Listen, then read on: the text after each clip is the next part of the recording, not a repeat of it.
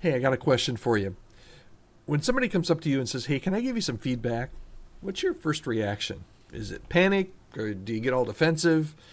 Do you have a sudden urge to just go away and disappear? You're not alone. Feedback is supposed to help us grow, but in many church staff teams, it feels more like a necessary evil than a gift.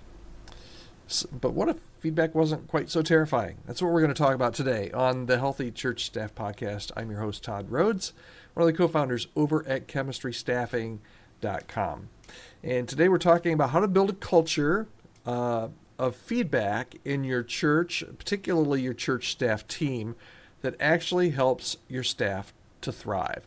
Okay, so why does feedback feel so, intimidating?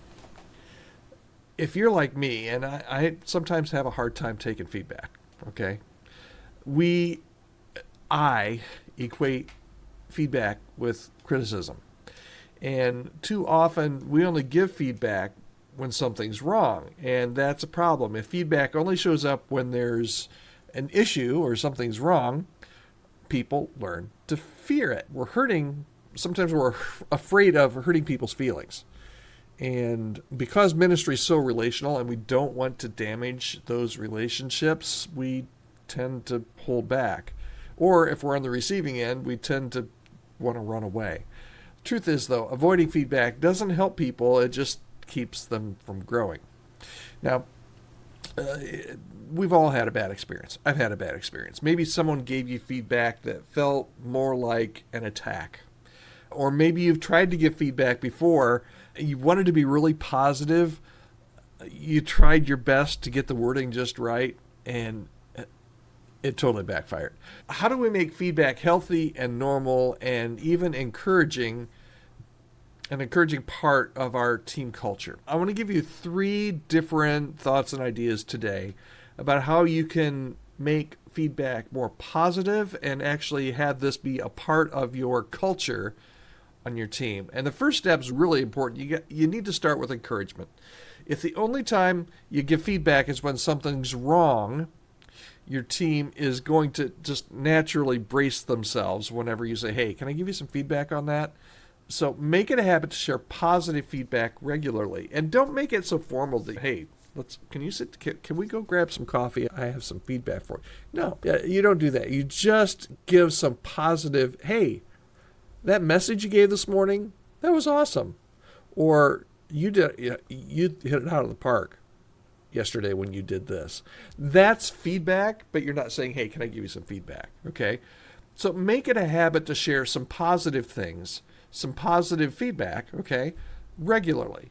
Celebrate wins, recognize effort, highlight the growth in somebody.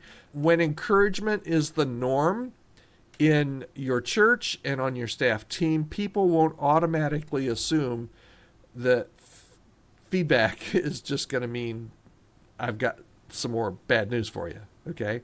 So that's idea number 1 is make your workplace, make your staff. This works with volunteers and teams as well.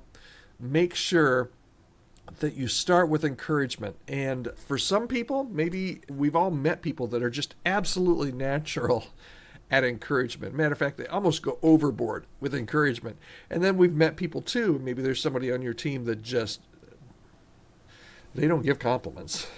Everybody's different, but to the best of your ability, and you can lead with this on your team, is to be encouraging, because when you're encouraging, other people, even those that don't naturally tend to go that way, will feel more prone to share encouragement. So that's the first thing. Second idea is, instead of, hey, I've got feedback, do you want my feedback on that?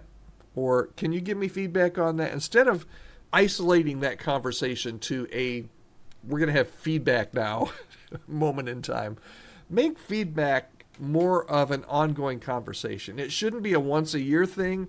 It shouldn't be a quarterly thing at a staff meeting.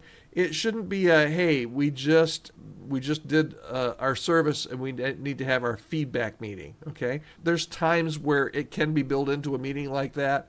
But here's what you don't want it to be. You don't want it to be an awkward performance review. The best teams create a culture where feedback is natural and it's ongoing. And it all comes out of community and relationships. So instead of waiting for kind of a big moment, because big moments turn bad really quickly sometimes, simply ask questions regularly. Hey, what's something that you're working on improving? How can I support you more? Model openness by asking for feedback for yourself. And this is difficult to ask just as an ongoing conversation, and not to call a meeting for it, but to ask as an ongoing conversation, hey, I'd love to hear how I can lead better. What's something that I could improve? When feedback goes both ways, what you're going to find is it creates trust. Ask for feedback, maybe starting off twice as much as what you give feedback. That will help build some trust. So that's idea number 2. And then the third thing is, when you do give feedback, and we all need to give feedback, and we all need to hear feedback, okay? Be clear, but hear me here. Be clear, but don't be cruel, okay? Honest feedback doesn't have to be harsh. The goal should be not to tear down, but to build up. So focus on specific behaviors and not personal attacks. Have you ever been in a meeting where somebody gives you feedback and you feel like they don't like you more than they don't like how you did something, okay? So here's an example. You're just a bad communicator. No one would ever say that. Oh, yeah, they would. Yeah, they would. And people say things in churches that I'm convinced they would never say outside the four walls of a church. So a bad would be something like, you're just not a good communicator, or you were really off yesterday. Something better you could say is, hey, I noticed in the last meeting some people seem confused. Could we clarify some key points next time? Pair that feedback with a path forward whenever you can. Instead of just saying what's wrong, try and offer feedback that can help the person you're talking to improve. Something like, hey, I think your sermon was great, but I think it could connect even better with the younger folks if maybe we added a little bit more of a story or a narrative at the beginning. So see, this can backfire as well. I once was told by a senior pastor to give some feedback to a volunteer, okay? I was the worship pastor or the minister of music, and I had somebody, and I'd worked with this gal. She wanted to sing so badly. She wanted to sing. Talent-wise, it was a little iffy, but I told her, she said, I really want to sing. We did special music. I really want to sing a special music number sometime. Can you work with me on that? And I worked with her for 2 months. We met every week. We picked a song that I thought she could actually do a good job on. And I worked with her every week for 2 weeks, and finally got to the point where she knew the song really well. For her ability level, her talent level, she was as good as it was going to be, and she made some huge improvements. So we scheduled her, and she sang on Sunday, and on Monday, Pastor called me in, and he said, I don't want that ever to happen again. Okay? She cannot sing. It was horrible.